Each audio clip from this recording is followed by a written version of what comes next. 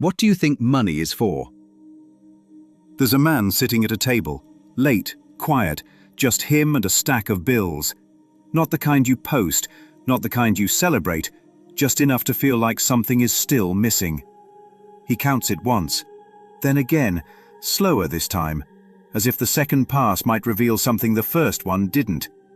It never does, because he's not counting money, he's counting meaning, and meaning doesn't add up.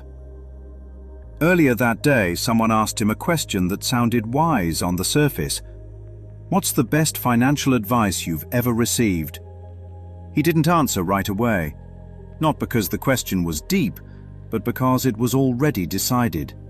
It assumes there is a best, that wisdom can be packaged, handed over, like a tip after a good meal, as if clarity could be transferred instead of seen. Still, the room didn't wait. Someone else jumped in. "You can't take money with you." And the table nodded, as if something meaningful had just been said. But look closely. That statement only feels profound if another belief is already in place, that someone thought they could. But who lives like that? Who wakes up thinking, "Let me stack this just right so I can carry it into death"? No one. So what's actually happening? Agreement, a shared performance of insight about something no one really believed in the first place. Now bring in the line most people skip over, the one that doesn't fit as neatly into conversation. You think you would starve without some green paper strips and little round metal discs. Not because it's wrong, but because it's too direct. It doesn't just question money, it questions the fear underneath it. Because now the conversation shifts. It's no longer about what money can or can't do. It's about what you believe would happen without it. Starve, struggle, disappear. And right there, the whole structure reveals itself. Money was never about money. It was about survival, identity, control. So the man at the table, he's not really counting dollars. He's measuring distance. Distance from fear. Distance from uncertainty. Distance from the quiet question he keeps avoiding. What do I think money is for? Because the answer isn't neutral. If money is for security, then he must be insecure. If money is for freedom, then he must be trapped. If money is for happiness, then something must be missing right now. So every dollar becomes proof, not of having, but of lacking.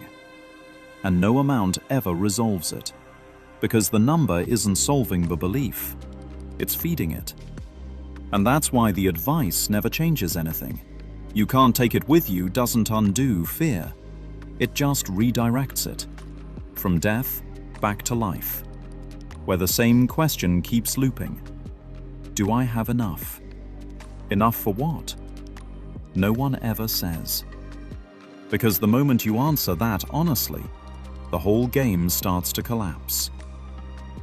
So let's return to the beginning, but this time without the assumptions. Not what's the best advice, not you can't take it with you. Just this. What is money for? Not what you've been told, not what sounds right, not what everyone agrees on. What is it for in your mind? Because whatever answer appears, that's the belief running everything.